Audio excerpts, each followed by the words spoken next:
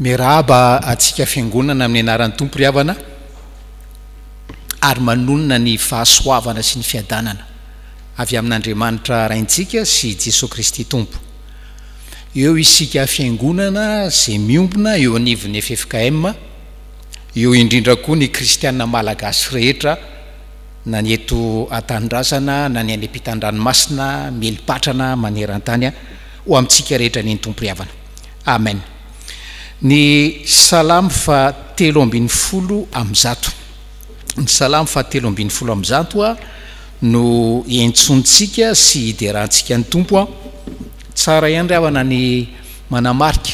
fa io salamo fa 3:10 am'zato ka hatramin'ny fa 8:10 am'zato dia famaky ny jiosy mandritra ny herinandro masina ary ny mpandinika dia milaza fa reo no salamo nivakian'i Jesosy farany tao Getsemane talohan'ny samborana azy.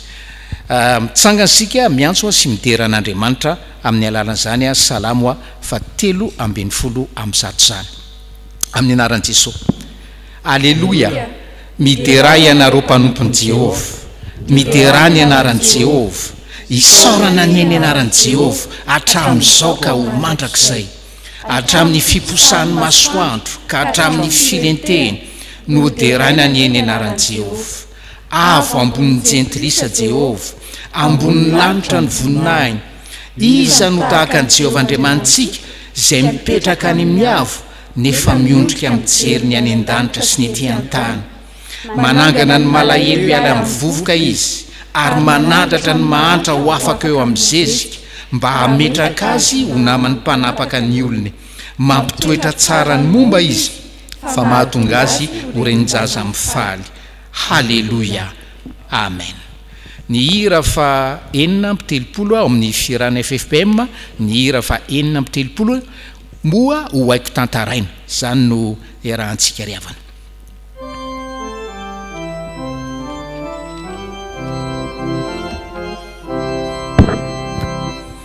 Ho haiko tantaraina mira sabana Nefamata minana nefizabana Nivawoka sesena Saina sufamuzena Nunideri la pamuzi sutuku Sesonudera Sesonudera Sainatami Amara Sesonudera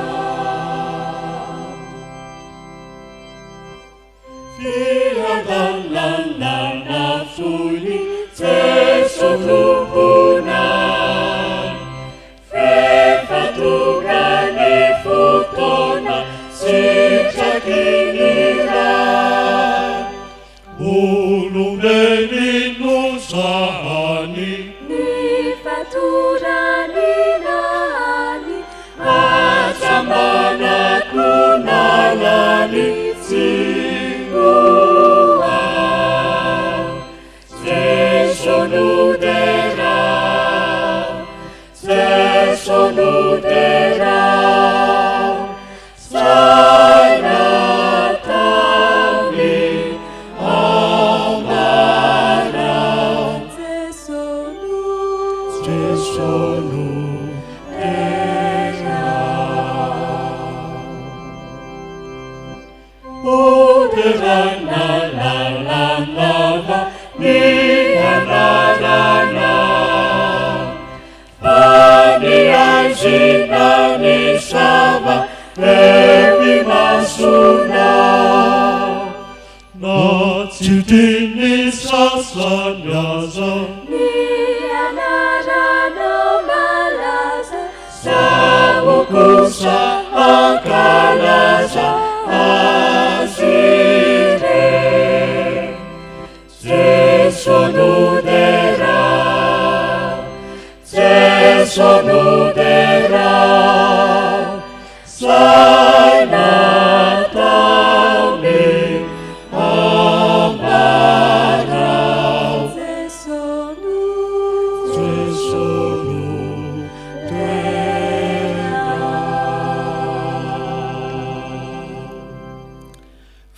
isika ry havana. Miompipeo amin'ny mpanao salamo zay tompo, midera mankalaza ny anaranao Jehovah o,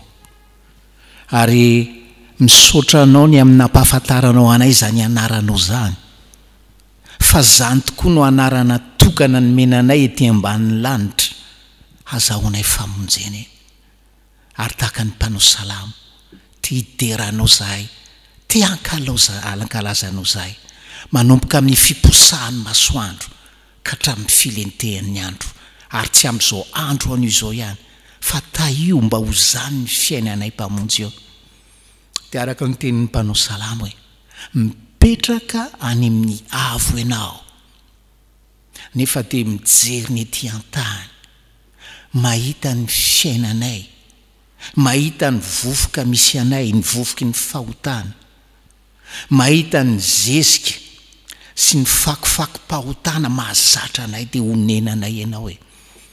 ka naniraka an Jesosy Kristy tomponay, dia lailahy tokanao ny rahanao ety an-tany hamonjy anay amin'ny fahotanay sy ny elokay rehetra. Ko mbola mankalaza anao zay mpamonjy eo, ary tario ny sainay ibanjina indrindra amin'izao herinandro masina zao, ny zavatra rehetra ny aretan'i Jesosy Kristy tomponay, ny laviny izy, ny hoesoiny izy, ny trobarany izy, nandalo ny zavatra mangidy indrindra izy, ny tenenina ratsy izy, ny fantsihana ny tanany sy ny tongony ho anay mpamonjy eo. Meo anay ny sainany zany amin'ity herinandro masina ity. Ary amin'ny marainan'ny Pasika dia tena hifaly sy ravo zahay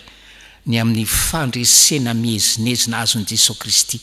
ary ampiombonanao anay mpanomponao zay mino an'izany. Zany no vavaka ataonay amin'ny anaran'i Jesosy.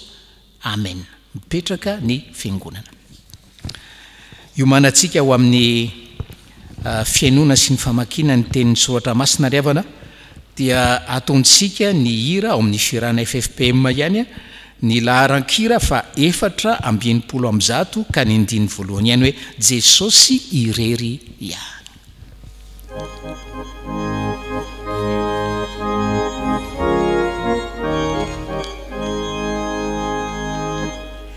Jesosy irery ihany,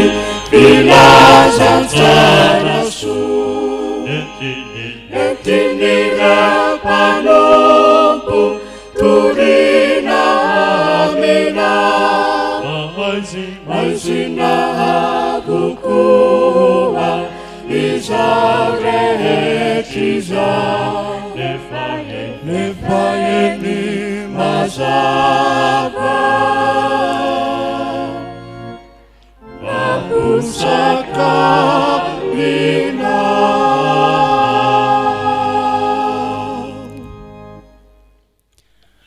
Ivavaka isika. Tompo, misaotra anao izay fa nomenao izao fotoana izao ahafahanay mamaky sy miaino ny teninao indray. Koa fenony fanao masina izahay, na ny amaky ny teny na ny iaino mba hifantoka tsara ka ho tafapaka ty amponay sy voatahiro an-tsainay ny teninao ary ho ankatoavinay sy iainanay, satria ny teninao no teny fiainana, fa aina any mahazo azy zany ary fahasalaman'ny nofony rehetra. Tafio ny fanahy masina koa ny mpanomponao zay notendrenao hitondra ny afatra meo azy ny hery sy tanjaka ary fahasalamana, afa mampity zany ary aoka tsisy fombara afa-tsy izay avy aminao rery ihany. Amin'ny anaranao Jesosy Kristy Tompo, ilay teny tonga nofo no anaovanay izany vavaka izany. Amen. Yara amaky ny sokatra masina ary sika ry havana, ka ny anomboantsika azy dia araka ny boky ny Isaia toko fa 7:30, ny andininy fa 7:20 ka hatramin'ny fa 20. Isaia toko fa 7:30, andininy fa 7:20 ka hatramin'ny fa 20. Dia hotoizantsika zany avy eo amin'ny filazantsara araka Marka toko fa 2:20, andininy fa 7:20 ka hatramin'ny fa 7:20. marika toko fa 12 andiny fa 20 ka hatramin'ny fa 17 ary ho faranantsika ny famakinana ny teny soatra masina amin'ny bokyny asan'ny apôstôly asan'ny apôstôly toko fa 15 andiny fa 20 ka hatramin'ny fa 7 asan'ny apôstôly toko fa 15 andiny fa 20 ka hatramin'ny fa 7 rehefa hitantsika dia ho vakina amin'ny anaran'ny tompo. Fa ny fiainatsy hita tsy mba mahasotra anao, ny fahafatesana tsy mahadery anao, fa izay midina nandavaka dia tsy mahazo manantena ny fahamarinanao. Ny velona dia velona ihany no idiranao, tahak'izao izao an'izao. Ny ray ampalala ny zanany ny fahamarinanao, Jehova efa vonina monjy ahy, ka dia hitendry lokangako ao an-tranon'i Jehova izahay amin'ny andro rehetra iainanay. Ary ny Sadoseo izay nilaza fa tsy misy fitsanganana maty dia nisy sasany tonga teo aminy ka nanontany azy hoe, mpampianatro, Mosesy nanoratra ho antsika hoe raha misy manandrala maty momba ka mbola velona ny vatiny maty dia aoka ny rahalahiny apakatra azy hiteraka hamelomaso ny rahalahiny. Nisy fito amin'ny rahalahy ary ny zokiny napakambady dia maty momba, ary ny faharoa napakatra andravehivavy dia maty momba koa, ary ny fahatelo dia toy izany ihany koa, ary izy fito amin'ny rahalahy dia samy maty momba avokoa, koa faran'izy rehetra dia maty koa ravehivavy. Koa amin'ny fitsanganana maty ho vadiniza moa ravehivavy, satria efa sady manambady azy avokoa izy fito amin'ny rahalahy. Ary Jesosy taminy, tsy izao tsy fahafantaranareo ny sokatra masina sy ny herin'Andriamanitra izao va no mahadiso hevitra anareo, fa amin'ny tsanganana amin'ny maty dia tsisy hapakabady na avoaka-piakarina fa ataka ny anjely any an-danitra izy. Ka ny amin'ny ananganana ny maty tsy mba hanovakinareo va ny ao amin'ny bokin'ny Mosesy eo amin'ilay teny milaza ny voaroy dia ny nanaovan'Andriamanitra taminy hoe, izao no Andriamanitra Abrahama sy Andriamanitra Isaka ary Andriamanitra Jakoba. Tsy Andriamanitra maty izy fa anovelona, koa diso indrindra ianareo.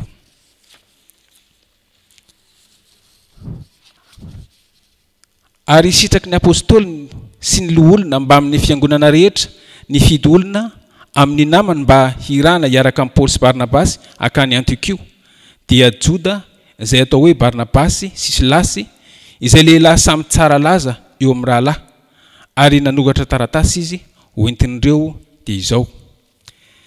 Ny apôstôly sy ny rahalahy loholona miarahaba ny rahalahy, ary amin'ny jentilisa izay ny Antiokia sy Siria ary Kilikia, satria efa renay fa ny sasany izay avy tany aminay efa nanao teny mampitabataba anareo ka namadika ny sainareo, kanefa tsy nasainay nanao izany izy. Dia sitrakay rehefa ny fanaran-kevitra ny nifidy olona irahana ankaty aminareo hiaraka amin'ny Barnabasy sy Paoly malalanay, lehilahy izay nanao ny aintsy ho zavatra ho voninahitry ny anaran'i Jesosy Kristy tompontsika. Dia ny rahanay Joda sy Silasy sady ilaza vava izany teny izany koa izy, fa sitraky ny fanahy masina sy izahay tsy ampitondra enta-mavesatra anareo afa-tsy izao zavatra tsy maintsy ho tandremana izao ihany, dia ny ifadinareo ny ena terina amin'ny sampy sy ny rà sy ny zavatra kendaina ary ny fitsangazangana. Raha mahatandry tena hifaly izany ianareo dia ho soa, veloma ianareo. Amen. Ray masino manamasinanay amin'ny fahamarinana, ny teninao ny fahamarinana. Amen. Itsangana riavana anao ny hira fa 420 andiny voalohany sy faharoa.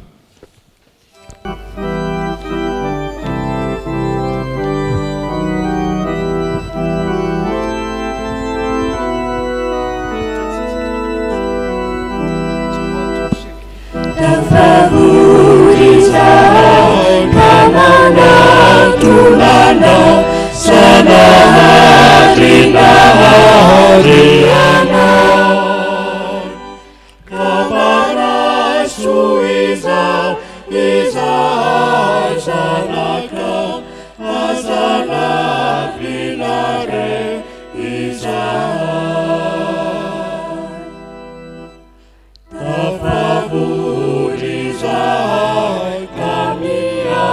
Tuana Ritesosi pamunziana Miano tupuo Mitenena isa Vamitatiana Miza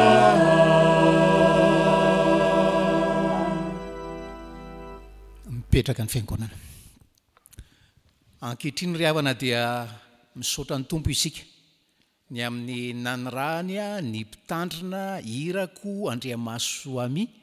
hitondra ny tenin'Andriamanitra amin'izao fotoana zao a dia misaotra anao koa président dia menanao tompoko ny fitenenana.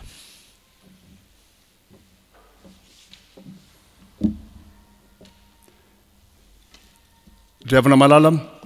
ho aminareo tokoa ny fahasoavana sy ny fiadanana avy amin'Andriamanitra raintsika sy Jesosy Kristy ilay tompontsika sy mpamonjy-antsika. Miaina herinandro masina manokana isika ry havana malala fa vitsy amintsika teo amin'ny tantaram-piainantsika no nandalo zany hoe tonga ny herinandro masina ho avy ny Paska nefa mikatona ny fiangonana ary tsy afaka niombona teo anivo ny fiangonana izany herinandro masina sy Paska izany. Kanefa isika ry havana malala dia mino fa eo an-tanin'Andriamanitra ny zavatra rehetra ary na izao zavatra mitranga manahirana sy mampalahelo manavesatra antsika izao aza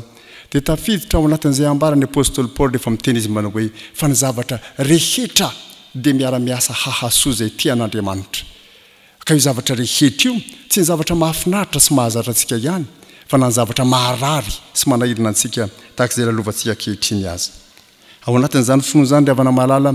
no andraisantsika ho famangin'Andriamanitra antsika isa tokantrano manokana amin'ny alalan'izao fahitalavitra sy radio izao ny famangin'Andriamanitra antsika hiaina izao herinandro masina 2024 izao hivavaka isika. Ry Jesosy Kristy tompo sy mpamonjy anay eo misaotra anao zany amin'ny herinandro masina manokana ho velanao hiainana ity ny fanahinao ny hiasa manan-kery ao anatinay mba ho tsapanay ny fanatrehanao mandrakariva ny fiovanao eo fanovanao ny fiainanay mba hiaina ny fanatrehanao amin'ny fomba hafa amin'ny toe-javatra izay lalovanay ankehitriny ka ny teninao izay zaraina aminay oloaranona fampaherezana sy fanavaozana anay indray ny fanahinao ny hiasa hanazavana ny saina sy ny fonay na ny teninao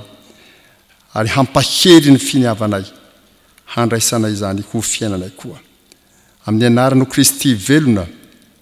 tompo sy mpamonjy anay nanaovanay izany vavaka izany ho voninahitro Andriamanitra irery ihany. Amen. Herinandro masina ny iainantsika ry havana malala mibanjina ny Jesosy Kristy isika. Ny filazantsara araka amin'ny marika 2:20 ary no andeha andraisantsika ny hafatry ny tompo. Marika 2:20 ny andininy 9:20 hatreo amin'ny andininy 7:20 no nomenantsika androany ry havana malala. Ary tiana ny hitaona antsika hiverina hibanjina an Jesosy Kristy. Ny zavatra mitranga mantsy anatin'izao toe-javatra lalovantsika izao ry havana malala dia izao malaza be valana aretina ary raha tsy mitandrina antsika dia mikisaka makany amin'ilay valana aretina ny fo mampanantsika ny fieritreretantsika manjary zany no ivo ny fiainantsika manjary zany no ivo ny resaka ataontsika manjary zany no ivo ny fieritreretana rehetra izay ataontsika. Fa ny tompo ry havana malala raha mampiditra antsika hiaina izao herinandro masina izao dia tia hamerina antsika amin'ny tsia akisao miala amin'izany coronavirus zany foana ny eritreritrao ny sainao ny resaka ataonao hoe miverena ty ampy ho ny tompo ry havana tia hamerina antsika ao amin'i Jesosy Kristy ny tenin'Andriamanitra. Rehefa mijery an Jesosy Kristy ary sika amin'ity teny izay nomena antsika manokana eto amin'ny marika 2:20 ity inona moa ny zavatra hitantsika? Zavatra anankiroa no hitantsika ry havana malala. Etsy andaniny eo amin'ny tapany voalohany amin'izany teny izany Jesosy Kristy miatrika fanontaniana. Jesosy Kristy miatrika fanontaniana. Ny andininy 9:20 hatreo amin'ny andininy 7:20 zany. Fa ny tapany faharoa kosa dia hitantsika Jesosy Kristy manazava sy manitsy ireo mpiarabelona aminy. Jesosy Kristy manazava sy manitsy. Ny andininy 4:20 hatreo amin'ny andininy 7:20 zany. Andinga eo raisitsika izany zavatra anankiroa izay ampatsivy ny tenin'Andriamanitra antsika izany eo amin'ny andininy 9:20 hatreo amin'ny andininy 7:20 dia izao mivoasoratra eo amin'ny anaran'ny tompo. Ary ny Sadoseo zay milaza fa tsy misy fitsangana amin'ny maty dia ny sasany tonga teo aminy ka nanontany azy hoe mpampianatra Mosesy nanoratra ho antsika hoe raha misy manandrahalahy maty momba ka mbola velona ny vadiny maty dia aoka ny rahalahiny hampakatra azy hiteraka hamelo masony rahalahiny. Nisy 7 rahalahy ary ny zokony nampakabady dia maty momba, ary ny faharoa nampakatra andravehivavy dia maty momba koa, ary ny fahatelo dia toy izany ihany koa, ary izy 7 rahalahy dia samy maty momba avokoa. Ko faran'izy rehetra dia maty koa rahavehivavy ko amin'ny fitsangana amin'ny maty. Ho vadiniza moa rahavehivavy satria efa samy nanambady azy avokoa izy 7 rahalahy. Jesosy Kristy miatrika fanontaniana. Ity fanontaniana izay natao tamin'i Jesosy ity ry havana malala dia misy lafiny 3 farafahakeliny izay tokony eritreretantsika. Ny anankiray voalohany indrindra, rehefa mamaky isika ny 7:10 alohan'ny teny izay nomenantsika ity dia milaza ny mpanoratra ny filazantsara fa nisy izay nanatona an' Jesosy mba hamandrika azy, ka leo famandrikana nataon'ireo teo aloha ireo no tohizany reto sadoseo reto zao, ary mbola tohizany ny aoriana koa, satria tsy azontsika adonona fa eo amin'ny lalany azo fijaliana Jesosy zao miakatra tao Jerosalema izy dia ao Jerosalema izy zany zao ny feritreretan'ny membre ny Sinedriona ny mpitondra fihevana Jiosy dia zao ihany matio ka ny zavatra rehetra dia natao hitadiavana hirika hahazona manameloko azy ho faty. Zany ny toetsaina fototra mibaiky ny olona rehetra nanatona an' Jesosy. Ka raha nanao zao fanontaniana zao reto sadoseo reto ravana malala dia fanontaniana fandrika no ambara eto, fanontaniana fandrika no ambara tiana ho fandriana Jesosy. Lafiny ray zay. Fa ny lafiny faharoa rehefa mamaky an'ilay teny eo aloha ihany tsika ka mandray ny 5:10 dia Jesosy ndray kosa miteny maninonareo izy maka fanahy. Izany hoe ity fanontaniana izay natao tamin'i Jesosy ty dia endriky ny fakapanahy. Ary rehefa mamaky ity tantara itsika ry havana malala dia tarihy ny fanahy masina hahatsiaro indray fa tena endriky ny fiverenan'ny Satana hakafanahy vaovao an' Jesosy Kristy ny zavatra mitranga eto. Raha mamaky ny Matthieu 4 tsika ry havana malala ny 5 hatramin'ny 7 nisy fakapanahy 3 izay natao tamin'i Jesosy tamin'izy ilay ny fahadiany 7 alina talohan'ny nanomboan'ny asany. Fa inona ny zavatra nitranga? Le fakapanahy faharoa dia zao mba nampiasa andinin-tsoratra masina koa Satana, ary io fampiasana ny tsoratra masina io nahatonga an' Jesosy ampiasa andinin-tsoratra masina hafa kosa mba hamaliana azy hoe tsy zany no izy fa izao no marina koa, ary rano tsisy hafa mihitsy no hitantsika ry havana malala amin'ity teny ity. Fa teny atao amin'ny boky Mosesy, ny lalàn'ny Mosesy no nampiasainy ny sadoseo mba hanontaniana an' Jesosy, ary nytoheny rehefa avy eo dia hitantsika fa ny teny eo amin'ny boky Mosesy koa no namaliany Jesosy azy. Izany hoe ilay zavatra nitranga tamin'ny fakapanahy faharoa no hitantsika miverina eto indray ry havana malala. Tena fotoana ny fakapanahy nakana fanahy indray, ny devoly miverina amin'ny endriny hafa indray eo amin'i Jesosy Kristy ry havana malala mba hamildy azy amin'ny lalany azo fijaliana izay izorany. Lafiny faharoa zay. Fa ny lafiny fahatelo ry havana malala dia zao, rehefa mamaky indray tsika io arako kely indray zany zao le texte ka tonga eo amin'ny 9:20 manaraka io tsika dia izao indray ny tantarain'ny Marka rehefa milaza hoe zao no izy nanatona an' Jesosy izy mpanorad-dalàna anankiray izay efa nahareny ny adiny hevitra tamin'ny sadoseo ka nahalala fa namaly azy tsara. Izany hoe ady hevitra ity. Ka inona le ady hevitra natao? Ny voto atin'ny ady hevitra ety zao manao hoe ny sadoseo fa manana ny fotokevitra zay tsy mino ny fitsanganana amin'ny maty. Koa ny ady hevitra nataony tamin'i Jesosy dia ny hitady porofo-kevitra, toha-kevitra hoentiny manamarina ny hevitra efa masaka meloa tao an-tsainy. Hoe hitanao zany marina ny hevitray ka toano zany Jesosy. Zany ry havana malala no lafiny 3 farafahakely mifinosiny zao fanontaniana natao tamin'i Jesosy zao. Ary rehefa mahalala an'izany tsika ry havana malala dia afaka manovo itsy andaniny fampaherezana fa itsy akilany fampietreretana. Fampaherezana nahoana moa? Tena fampaherezana ho ahy, tsy fampaherezana ho anao amin'ny maha kristianina sy mpanaradian'ny kristianao ry havana malala ny mahita fa Jesosy dia niatrika fanontaniana mba hamandriana azy. Ay ve tsy zahay, ay ve tsy ianao ny voalohany nisy olana mandrom-pandrika teny amin'ny lalana izoranao fa Jesosy mihitsy nefa nifandrian'ny olona talohanao isika izay manarady azy de mety hifanena amin'izany ny olona miezaka mamandrika antsika amin'ny fijoroana vavolombelona zany ary manjary mahery isika fa rehefa mandalo fotoana toy izany sika dia atsiary manao hoe tsy zany voalohany teo fa efa nandeha teo amin'ny lalana ikony tompoko ary rano marina izy aza ny melohantsika amin'izany lalana izany fotran'izany koa ravana malala rehefa mahatsiaro sika fa fakapanahy tonga teo amin'i Jesosy zao fanontaniana tao tamin'izao rehefa mifanena amin'ny fakapanahy tsika na inona endrika izany fakapanahy zany eo amin'ny fiainanao dia tena hahatsiaro ianao manao hoe zao no izy Jesosy koa ange nalaim-panahy Jesosy aza sahan'ny olona sy sahan'ny devoly nalaim-panahy maika moa izay iza dia rehefa miatrika izany fakapanahy zany dia mahatsiaro manao hoe tsy irery ao anatin'ny fakapanahy fa Jesosy Kristy ilay nalaim-panahy tamin'ny zavatra rehetra kanefa tsy nanota no miaraka amiko mieloha ahy afaka hampandresy aho koa ka tahaka ny nandresen'i Jesosy no hitondrany aho ho mpandresy tonga fampahirezana lehibe ho antsika izany ravana malala tonga fampahirezana lehibe ho antsika misy ny mahalala fa efa nalaim-panahy koa Jesosy tahaka anao nalaim-panahy tahaka ahy halaim-panahy fa rehefa mahitsika niady hevitra nentina anamarinana ny foto-kevitra izay niaina ndreo sadoseo nataony tamin'i Jesosy dia tena manjary mahazo fampahirezana isika fa hay ve tsy zao ihany no ahitantsika izany hoe misy olona mampiasa ny soratra masina ka ny soratra masina dia ampiasaina hanamarinana ny hevitry ny tena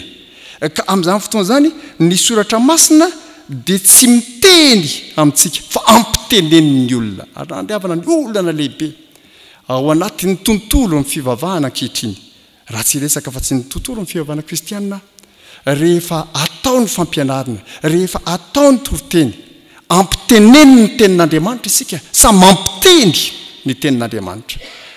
ampiteneniny ny tenin'Andriamanitra isika sa mampiteny ny tenin'Andriamanitra dia bien tsika ravana malala na amin'ny télévision na amin'ny radio sy ny zavatra samihafa rehetra ny zavatra ezahan'ny olona dia ny mampiasa ny soratra masina hanamarina ny hevitra izay efa masaka mialoha nahita gazety kristianina anankiray taona vitsivitsy lasa zay dia zao ny soratra ao manao hoe efa vitako ny toroteny amin'ny lahady fa ny hevitra anohanako azy avy amin'ny soratra masina sisa no tadiaviko ary raha ndriavana ny zavatoza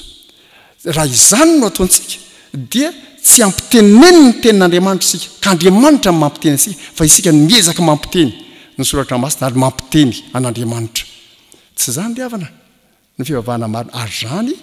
no fampahirezana ao antsika amin'ny Jesosy nge efa nahitana izany ka raha mandrehana izany tsika mahita ohatran'izany tsika amin'ny tontolo ara-pivavahana iainantsika ankehitriny dia maheritsika io ary le zavatra efa niainan'i Jesosy tsy anakilatsaka amin'izany tsony fa ho iaho mantsy ianareo manao hoe tsy hoe fampahirezana fotsiny no azontsika rehefa mandre sy mahita izay niaratra tamin'i Jesosy isika fa tena fampietreretana lalina koa tena fampietreretana lalina inona moa ny fampietreretana ravana malala fampietreretana dia zao fa iza marina moa reto namandrika an'i Jesosy reto hoe le namandrika an'i Jesosy ange ka sadoseo hoe zany sadoseo zany olona tena mahay tsy hita velively ny soratra masina membre ny synedriona manam-pahefana teo ny hevon'i Jiosy raha ndriavana tena mampieritreritra tokoa mampandiny tena tokoa iza zay mpitandrina ianao zay mpitandrina ianao zay mpitoroteny ianao zay tompona andraikitra ny hevon'ny fiangonana ianao zay manana fahefana samihafa amin'ny ambaratonga samihafa ao anatin'ny fiainan'ny fiangonana ianao zay mahay soratra masina ka afaka mitanisa-ndiny soratra masina maro miaraka mitoko sy andiny hay tsy enjedy tsisy diso sola ianao koa mbola tia hamandrika an' Jesosy ny soratra masina fantatra fa Jesosy tsy ekena raha ndriavana ny olana ary mahita an'izany tsika nivon'ny fiarahamonina misy atsika misy olona tonga mandomba ravarana any amintsika any tonga any amintsika izy mitondra boky mahafinaritra izy mitanisa soratra masina marobe dia marobe izy fa ny zavatra kenidreny dia tsotra fotsiny any ny hanalanao tsy ino an' Jesosy Kristy ho tompo sy Andriamanitra tsia ny tenin'Andriamanitra dia mampitandrina antsika ravana malala ianao zay tompona andraikitra eo nivon'ny fiangonana ianao zay mahalala soratra masina tandremo so mpamandrika an' Jesosy ianao ka ny anala ny finoanan'i Jesosy indray no mahamaka anao fa ohatran'izany koa ravana malala rehefa mieritreritsika manao hoe nalaim-panahy Jesosy fa ireto olo reto nge zao no nampiasain'ny devoly hakafanahy an' Jesosy fa tsy maintsy mandiny teny tsika amin'izao fotoana n'herinandro masina zao so za koa no ampiasain'ny devoly hakafanahy an' Jesosy so ianao koa no ampiasain'ny devoly hakafanahy an' Jesosy ary zavatra tokony hoetreretana lalina zany ravana malala amin'ny fampiasantsika ny soratra masina hoentsika miresaka amin'Andriamanitra milazan'izao hakana fanan'Andriamanitra tahaka ny olona anankiray izay tsaroko nanao vavaka manao hoe Andriamanitra ianao moa dia efa nilaza fa homba mandrakariva tsy andao mihitsy na afoy aho koa hitsambikiny eto amin'ity varavarakely ity fa homba ianao dia tsy ho faty fa maninona ianao maka fanan'Andriamanitra toy izany ny tenin'Andriamanitra milaza aminao fa hombanao tokoa fa tsy hoe rehefa mitsambikiny varavarakely ianao very am'rihana faefatra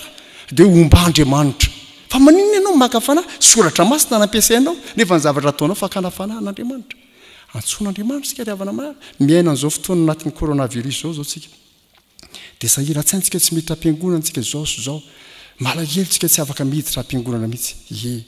dia misy olona miteny amiko manao hoe na hiara-mivavaka daholy atsika ka tratry ny aretina daholy aloha maty fa tonga dia makany an-danitra pastera azafady tsy zany no izy riavana manara tsy zany no izy tsy mahazo maka fanan'Andriamanitra amin'izany isika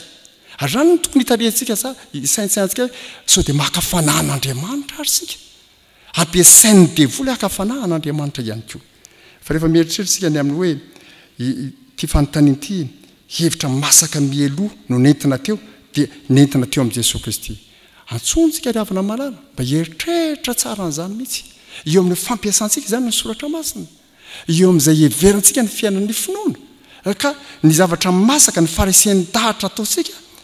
iny fanohitra amin'ny sitrapon'Andriamanitra dia entitsika ihany dia tohanana amin'ny soratra masina zany no izy nahita olona mpisorotoaka tena mpisorotoaka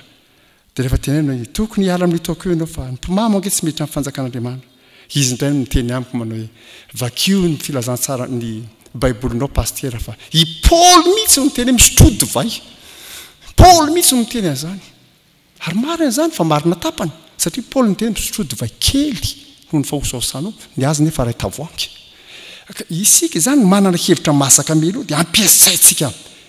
amin'izay ampiasantsika azy fotsy aolantsika ny soratra masina mba hanamarena ny hevitra masaka meloha antsaintsika tsy maintsy mandiny tena amin'izany tsika ry havana mahalala ny hevitra lehibe izay ny baiko reto sadsy reto zao tsy nino an Jesosy izy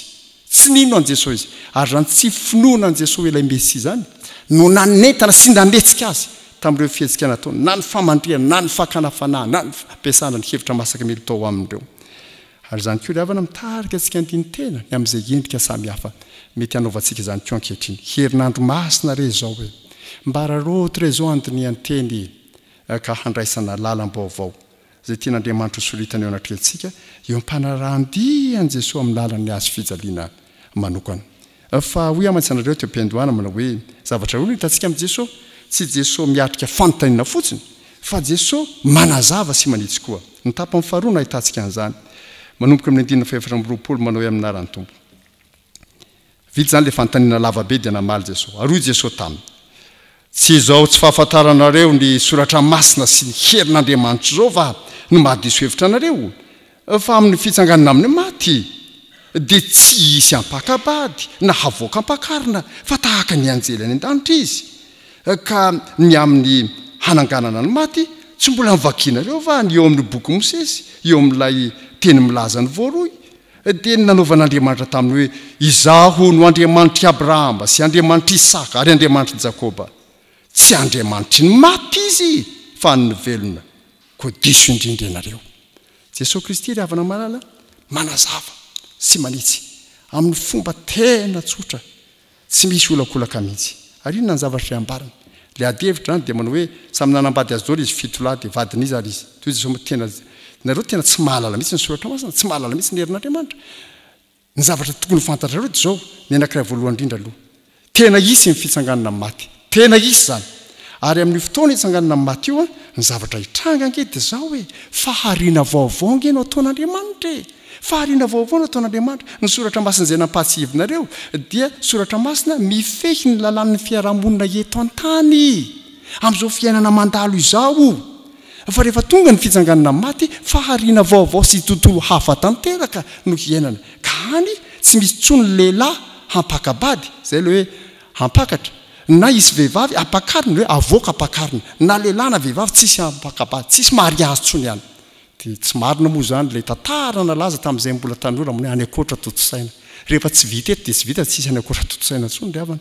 zany zany nambarany soratra masina ary ambaran' Jesosy fa tsy misy mariazy tsony any amin'ny fitsanganana amin'ny maty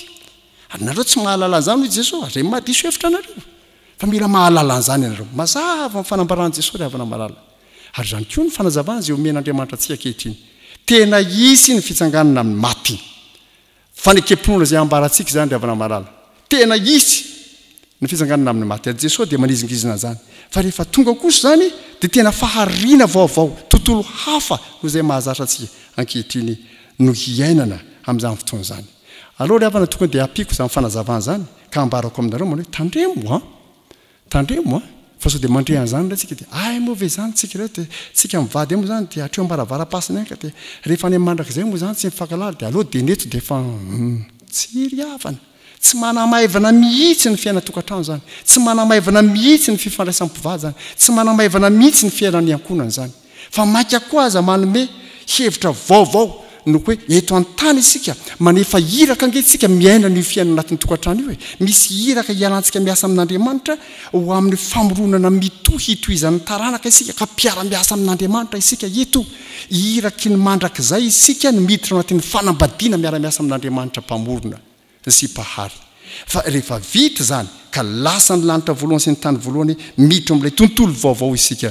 dia miova tanteraka ny zavatra rehetra ka ianareo mivady ao anatin'ny tokantranonareo miara-miasa amin'Andriamanitra ianareo amin'izany fa tsy manamaivana mihitsy ny hasin'ny fanambadiana ny lanja ny fifandraisam-pivady ny filazana manao hoe rehefa tonga any amin'ny mandrakizay dia tsy hisy intsony izay hoe mampakarina sy mampakatra vady izany fa ny zavatra anankiray ambaran'i Jesosy koa dia izao manao hoe rehefa tonga any amin'ny mandrakizay nge satria tontolo hafa io tahaka ny anjely nge izy rehefa mamaky ny filazantsara hafa manazava an'izany tsika ry havana malala ny dikany hoe tahaka ny anjely dia ny dikan'izany zao hoe tsy ho faty intsony ary ny hany atao dia ny fanompona an'Andriamanitra zavatra mahafinaritra zany tsika matsy zao raha manambady aman-janaka ianao dia amin'ny lafiny ankiray ataoko anaty farankisoa mbola manompo ny vadinao sy ny zanakao ihany mikenikena mikarakara an'ireo ary zavatra ara-dalàna sy tokony atao zany rehetra ambony tantsika anatin'izao tontolo voalohany zao fa rehefa miditra ny amin'ny tontolo amin'ny fitsanganana maty isika dia ambaran'i Jesosy manao tsy karakara amin'ny vadinao tsony ianao tsy sahirana amin'ny zanakao tsony ianao tsy zany tsony fa ny herinao rehetra ny fisianao manontolo dia miompana amin'ny fanompona an'Andriamanitra tsy misy afa-tsy fanompona an'Andriamanitra rano fotsiny ny antony fisianao amin'izay fotoana izay ary rano koa ny tokony fantatrareo ny hevitr' Jesosy zany dia tsotra tena misy ny fisanganany tena amin'ny maty ary ny ataon'ny olona rehefa mitsangana amin'ny maty dia hanompo an'Andriamanitra rano fotsiny no ataony amin'izay fotoana izay ary rano ry havana malala dia manjary antso miantefa amintsika raha miomana ho amin'ny mandrakizay sy ny fitsanganany tena maty atsika atomboiden'izao re ny fanompona an'Andriamanitra fa ianao ve mieritreritra hoe za zo eto tany tsy hanompo an'Andriamanitra mihitsy fa aloha rehefa mitsangana maty avao hanompo azy tsia ianao zao no efa manompo an'Andriamanitra amin'izao fotoana ny fahavelomanao zao ianao no efa miaina ny mampanompon'Andriamanitra marina anao ary rehefa tonga amin'ny fotoana hitsangananao maty dia manohy sy mivelatra amin'ny fahafenozany fanompona an'Andriamanitra zany ianao amin'ny endriny samihafa ry havana amin'ny endriny samihafa raha mo nolazako tamin'ny kristianina sasany raha iresaka amin'ny fanompon'Andriamanitra ao mandrakizay mantsika rehefa mamaky ny apokalipsitsika anisany endrika amin'ny fanompon'Andriamanitra tena lehibe ange ny hira tena lehibe mihitsy ny hira ary moa ny namakinany hoe misy salamo no iraina ilay nampatsivy ny mpitandrina teo mpitaliana teo ilay salamo fa 3:10 hatramin'ny 8:10 zay ny iraina ny jiosy tao anatin'ny paska mananjara toerana lehibe ny hira hoe za hoe dia atomboy eto tany reny fanompon'Andriamanitra ohatra amin'ny alalan'ny hira zany raha tsy handray afa-tsy zay fa misy olona sasanke manatrika fampompo vavahana izy mandeha tsara ny hira misy hira izy manana firana fa dia ny firana misokatra fa mivava mikatona dia gaga ianao fa ahoana ary mihira andaotsika mba miaraka midera an'Andriamanitra miaraka mioby dia nyzao dia efa manompo an'Andriamanitra amin'ny alalana fiderana zany fa ngamba izy moa dia nampianarina no hoe ny mangina volamena dia tsy mihira izy na atao am-piangonana tsia toy amatsy andrareo nanaovako vazovazo ny olona fantatsara mba manompona reo amihira atao am-piangonana fa io nge mbola atao any an-danitra fa raha zao nareo tsy mihira sao dia any an-danitra vao mamalakira ary zany ry havana malala no antso n'andriamanitra amintsika le fanompoana n'andriamanitra ry atombo eto amin'ny tany eo anivon'ny fiangonana zao mikatona amin'ny fiangonana dia menomenontsika maharary mihitsy zao fa ndraindraingy rehefa mikatona amin'ny fiangonana vao mahatsiaro marary tsika rehefa atsontsika nompan'andriamanitra izany hoe pastera fa miantso inona indray natao any amin'ny firinay zao vao irava fa rehefa mikatona amin'ny fiangonana tsapantsika tsara ny fahabangana zany mba manompory an'andriamanitra amin'ny fifaliana dian'izao hoe fa rehefa tonga nge fisanganana maty hanompo an'andriamanitra mandrak'izay sika dia zao tsika no efa miaina sady zany dian'izao no ny finoana sy ny fanekenan'i Jesosy Kristy ho tombontsika sy mpamonjy antsika ho toy ny fiomanana sady ho amin'ny fitsanganany tena maty fa misy zavatra anankiray fahatelo ry havana marala zay nanaovan'i Jesosy fanazavana tsara ito hoe tena hisy amin'ny fitsanganany tena maty ary miprofony zany dia ny soratra masina zay nylazany Jehovah Andriamanitra amin'io izaho no Andriamanitra Abrahama sy Andriamanitra Isaka ary Andriamanitra Jakoba Andriamanitra patriarka ny zavatra mampieritreritra lalina amin'io teny io ry havana marala zao tamin'ny fotoana zay nylazana zany tamin'ny Mosesy dia efa maty elana i Abrahama na Isaka na Jakoba kanefa Andriamanitra milaza manao hoe zaho no Andriamanitra Abrahama Andriamanitra Isaka ary Andriamanitra Jakoba ny hevitenin'i Jesosy Kristy zao manao hoe Andriamanitra ny velona ange Andriamanitra fa tsy Andriamanitra ny maty ka tamin'izany fotoana zany marina fa io ny fasan'i Abrahama ao Makpela za moa ny anarana fasana nandevenan'i Abrahama sara marina fa io ny fasa saingy zao ireo olo ireo velona ho amiko ireo ka ahoana ny lazanareo fa tsisy ny fisanganany tena maty ahoana ny lazanareo fa mifarany mivaravara-pasana ny fisina tsia diso tanteraky nareo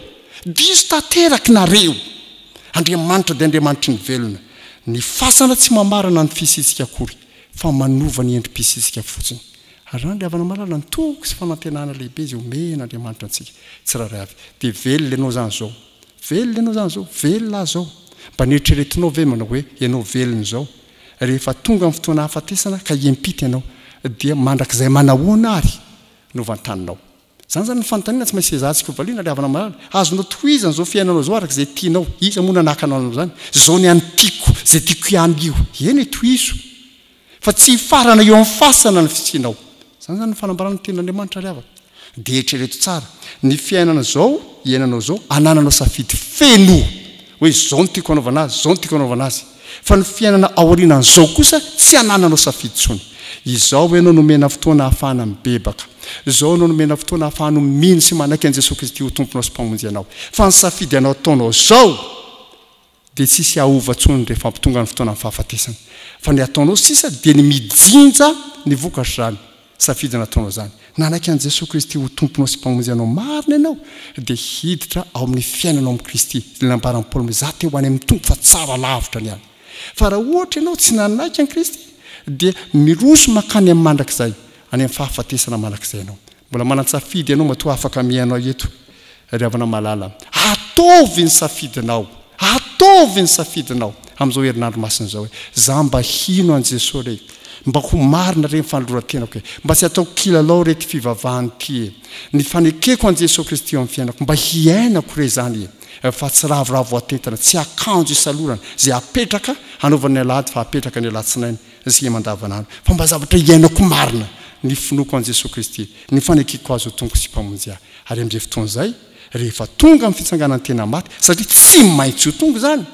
na tiantsika na tsy maintsy ho tongo zany dia mba hisitraka ny fiainana be dehibe ny fiainana mandrakizay zay nampanantenana an'Andriamanitra ao zany ry havana malala no afatra ho antsika amin'ity alatsinainy masina ity misaotra ny tompo isika afaka miombona izao fotoam-bavaka izao afaka mamangy anareo koa ty amin'ny tokantrano misy antsika tsiraray avy eo amin'ny fianakaviana misy antsika mba hieritreritra an'izany any antsika Jesosy zany no zohintsika amin'ity lalany herinandro masina ity androantsika dia nahitan'i Jesosy zay nametrany mila fanontaniana niatrika izany fanontaniana zany fanontaniana namandriana azy fanontaniana nakanafana azy fanontaniana nitondrana hevitra masaka mialoha hanamarina ny tena teo anatreny izaho sy ianao koa manara-dia azy mety mifanehitra amin'ny endri-javatra toy izany sy ny mahery tsara satria Jesosy no mialoha antsika kanefa mailo tsara koa ka manontany tena manao hoe sody za koa mbola manohy an'izany zavatra natao tamin'i Jesosy zany amin'izay ataoko manakanketiny fa ny zavatra hitantsika koa dia izao Jesosy zay manazava sy manitsy mba ho sitra antsika ny ry havana malala ny handray amin'ny fankasitrahany ny fanazavana omeny Jesosy zay miorina amin'ny hoe tena misy ny fitsanganany tena maty tsy foto-kevitra ara-pivavahana fotsiny zany fa zavatra marina ny fitsanganany tena maty koa satria tena izy zany dia miomana isika fa any amin'ny fitsanganana maty io a dia tsy hisy intsony akory izany hoe mivoaka ampakarina sy ampakatra izany tsy isy zany tontolo vaovao zany ka ny fiainantokantranonao zao no iarao miao amin'i Jesosy Kristy ny fiainanareo mianakavy zao no iarao miaina amin'i Jesosy Kristy mba hahatratra ny tanjona kendren'Andriamanitra hanomana anareo amin'ny tokantranonareo ho any amin'ny mandrakizay fanjatra anankiray nampahasivy ny tompo antsika kody zao hoe tena hisy ny fisanganana maty ary rehefa tonga ny fisanganana maty tsy hanao fa tsy fanompoana an'Andriamanitra ny olona rehetra hitsangana maty zany tahaka ny anjely dia zao isika dia efa miomana manaiky mahafoy tena mba tena hanompo marina an'Andriamanitra ka rehefa tonga zany fotoana zany dia manohy sy mivelatra amin'ny fahafenony zany isika fa nampahasivy ny tenin'Andriamanitra antsika koa androany manao hoe Andriamanitra dia Andriamanitry ny velona tsy ny fasana no mamarana ny fisintsika fa natonga tokoa aza amin'ny fahafatesana dia manohy ny fisintsika amin'ny Andriamanitra velona io isika izay mino azy dia anjarantsika ny mieritreritra na hiny marina an'Andriamanitra amin'ny fanekena marina an Jesosy Kristy amin'ny fiainantsika ka hiaina ny fiainana mandrakizay na sanatria handaha zany eo anolohan'ny fitiavan'Andriamanitra atolo mamaim-poana ankehitriny azy tsika raisina ka sanatria hivarina ao any amin'ny fahaverizana mandrakizay safidy io ry havana malala n'Andriamanitra irerany amin'ny voninahitra ary manantena hitanareo any an-danitra ao amen.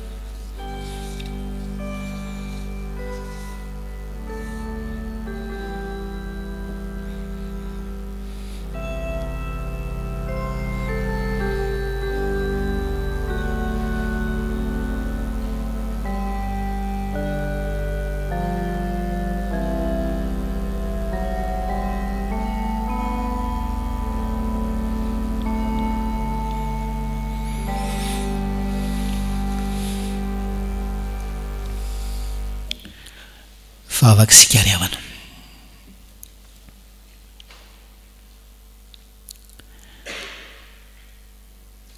manatona anao zay ray malalo amin'ny fo mibebaka ary fantatray fa tsy ho lavinao zahay noho izany ny teninao raha teo dia milaza hoe ianao Andriamanitra dia tsy manao tsinitsinina ny fotorotoro sy mangorakoraka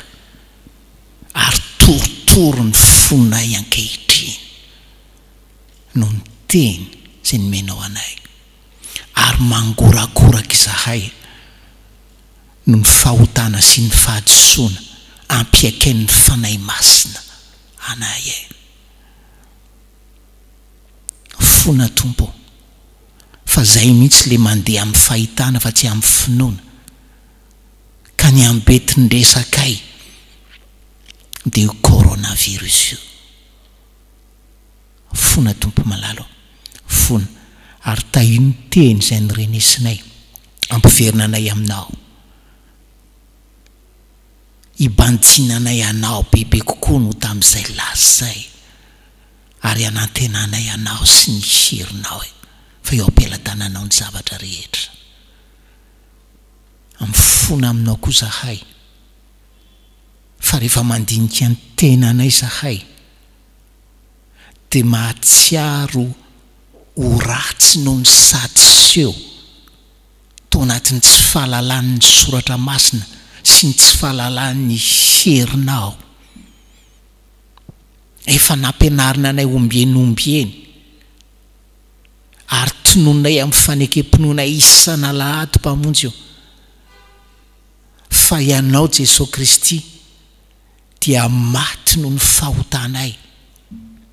ary natsangan'Andriamanitra tamin'ny andro fahatelo ary nisy vavolombelona maro afaka manamarina an'izany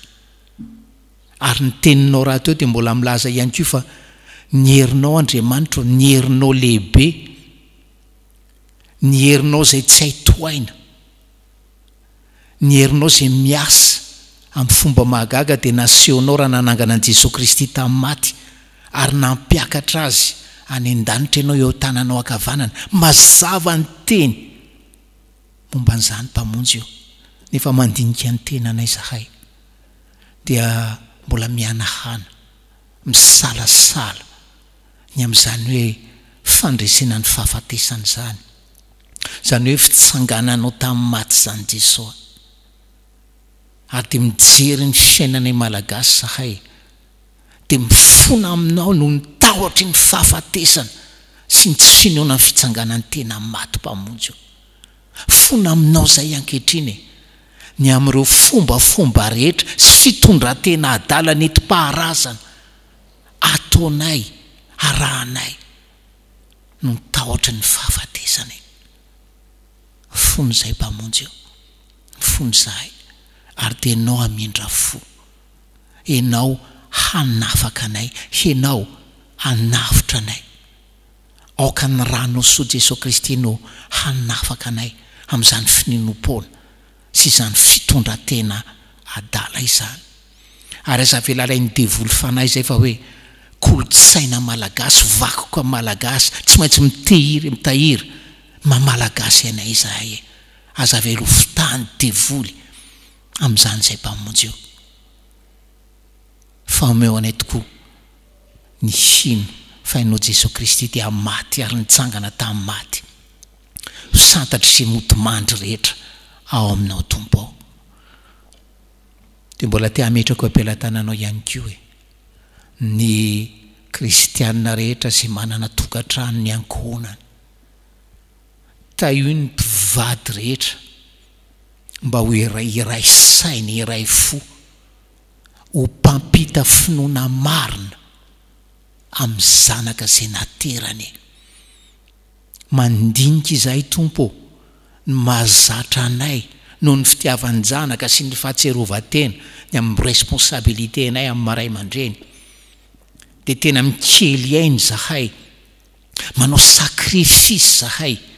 hatafita ny zanakay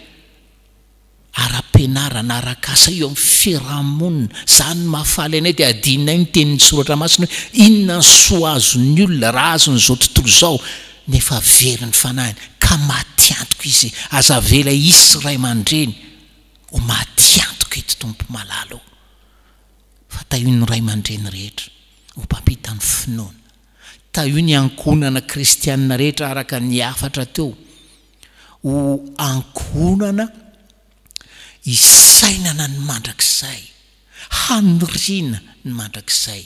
hiomanana ho amin'ny mandrakizay hanirana izany mandrakizay eo anilanao zany ary aneo an'izany amin'ny firaisampo sy ny firaisan-tsaina hanompo tena hanompo anao Jesosy ho santatry izay efa fanomponanao mandrakizay eo anatrehany siza fiandriananao zany no vavakay ho an'ny tokantrano rehetra ho an'ny ankohonana rehetra ary omeo anay ny alalan'izany hery nasehonao raha nananganan'i Jesosy Kristy tamin'ny maty ary nampiakatra azy any an-danitra zany ianao oka zany no saininay sy ho banjininay anaty fahoriana anaty sedra anaty fankapana ary ho fantatray sy inonay fa nininona sedra nininona ady nininona atom-panahy nininona ady mpiainana dia enao Andriamanitro vonona hanolotra anay fandresena amin'ny fotoananao dia mbola te hivavaka izay ho an'ny fiangonanao sy ny mpitondra azy ny fiangonana rehetra taio ny fiangonana mba handeha miendrika ny fiantsoana hoe fiangonan'i Jesosy ho mpampatsiahany votiaton'ny filazantsara dia le tenin'i Jesosy manao hoe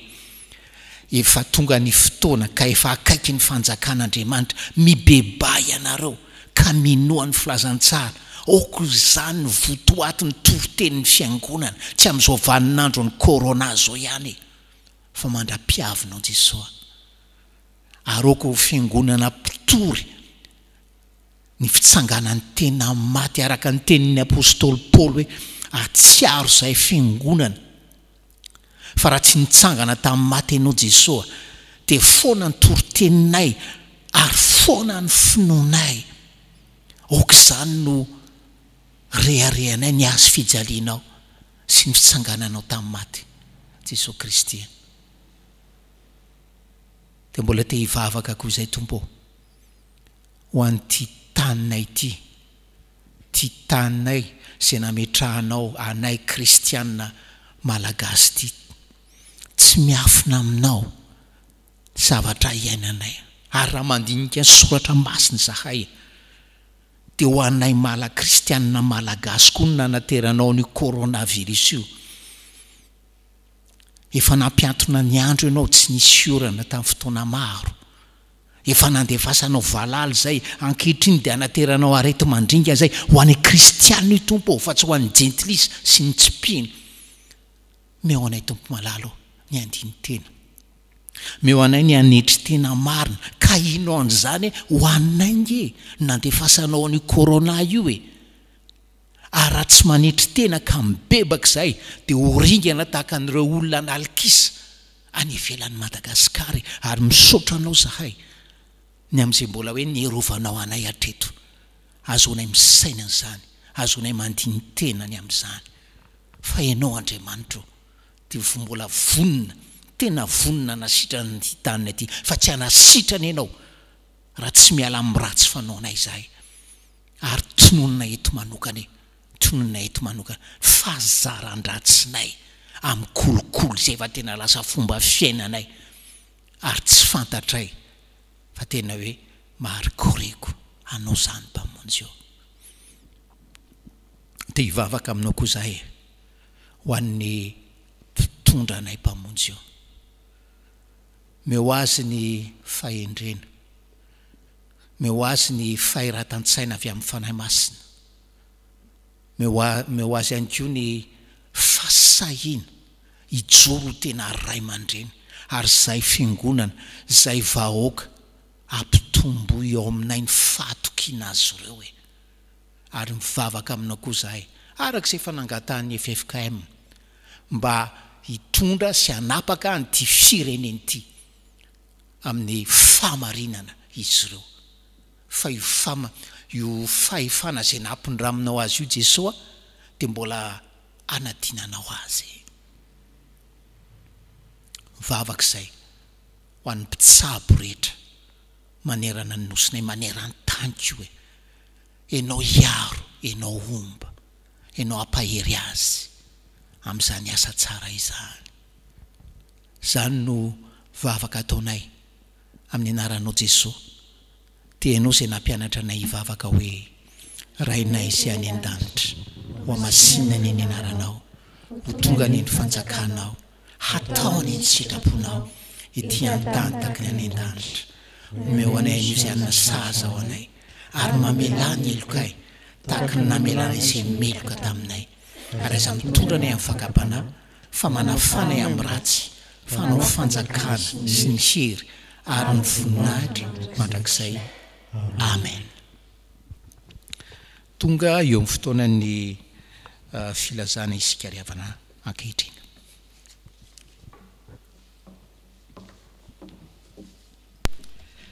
Sotra ny tompo isika riavana ny amin'ny fahatanterahany izao fotoana izao. Fitoana moa izay fanohizantsika ny fiombonam-bavaka eo ambanin'ny fitarian'ny FFKM manoloana ny toezavatra manokana vakivakian'ny fiainan'ny firenentsika sy ny fiangonana ankehitriny. Misaotra indrindra anareo hainao manjery rehetra na ny miankina amin'ny fanjakana na ny tsy miankina amin'ny fanjakana izay manaiky ampitiavana hiara-miasa amin'ny FFKM mampita sy mizara ny fotoam-bavaka rehetra ho fampitana ny afatr'Andriamanitra sy fampitana ny fampahirezana avy amin'ny tompo ho an'ny fiangonana sy ny vahoaka malagasy rehetra. Tsara ihany eto mpamaranana ny manamafia izao fandaharana ho toyan'ny fotoana fiarahan-vavaka eo ambany fitarian'ny FFKM izao. Ny androany moa zany izay nitanterahantsika teto amin'ny fiangonana FJKM Isotry Fitiavana dia tarian'ny fiangonana FJKM. Ny rapitso talata dia ho tarian'ny fiangonana loteranina malagasy ary iainga avy eo amin'ny FLM Ambato Finaky izany fitariana izany. Ny alarobia 9 aprily dia ny fiangonana anglikana no hitarika antsika ary fotoam-bavaka izay iaina ao amin'ny iainga ao amin'ny katedraly anglikana avy eo Ambohimanoro. Ny alakamisy masina indray dia fotoana izay iarahan'ireo filoham-piangonana 4 rahalahy mitarika sy miombona ary hiainga avy eo amin'ny fiangonana FLM 67 hektara izany. Ny zoma masina dia hotarian'ny havantsika avy eo amin'ny ekara ary iainga avy eo amin'ny katedralin'ny ekara ao Andohalo izany. Ary ny alahady moa zany izay sady fotoana fankalazana ny Paska tokoa dia iombonan'ny filoham-piangonana 4 rahalahy indray ny fitariana izany fotoana izany ary iainga ao amin'ny katedraly ny ekara avy eo Andohalo. Eto ampamaranana riavana dia tiana ny misaotra indrindra anareo eto amin'ny FJKM isotro fitiavana anaika-pitiavana nandray ny fanomanana izao fotoam-bavaka izao. Makasitraka anareo atoko-pihira, makasitraka ny mpitandrina sy ny fiangonana ary indrindra koa makasitraka anao pasteur Irako Andriamasoa Ami filoha ny FJKM ny tondra ny tenin'Andriamanitra dia ny fiadanan'ny tompo riavana ho amintsika tsirairay avy isa-tokantrano. Amen.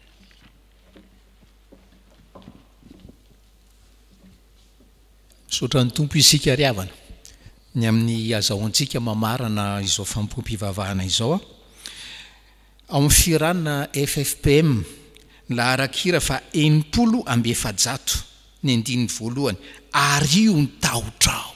ry olona osafo. Ny andininy voalohany ataontsika alohan'ny tsodrano izay angatantsika amin'ny ray aman-drenitsika dia ny mpitandrina Irako Andriamasoa Ami filohan'ny FJKM ary orin'ny tsodrano dia ny andininy fahatelo ny fitondrany soa no iankinao. Mitsanga sika riavana manao zany hira zany.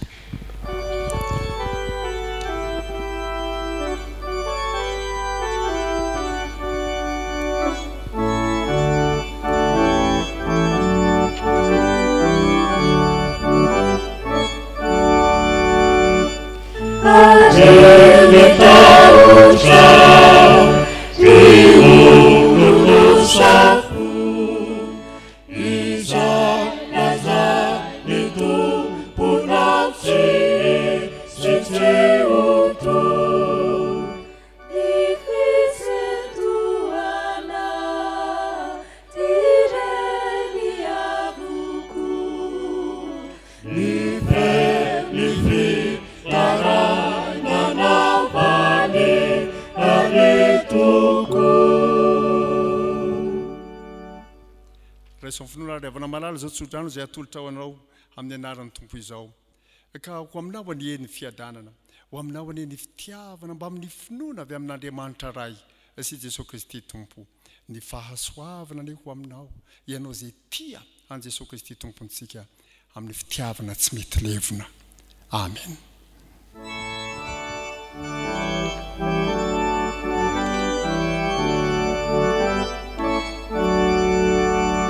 Ipetondaneso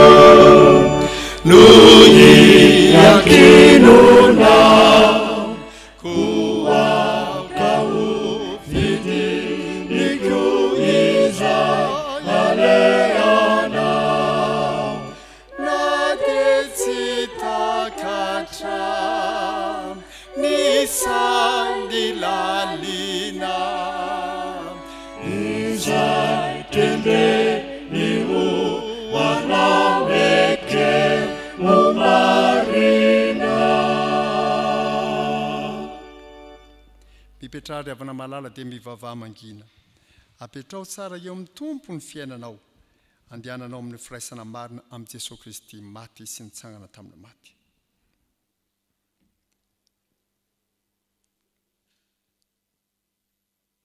Dia n'Andriamanitra irery mivoninahitra amin'ny anaran'ny Ray sy ny Zanaka ary amin'ny fanahy masina. Amen.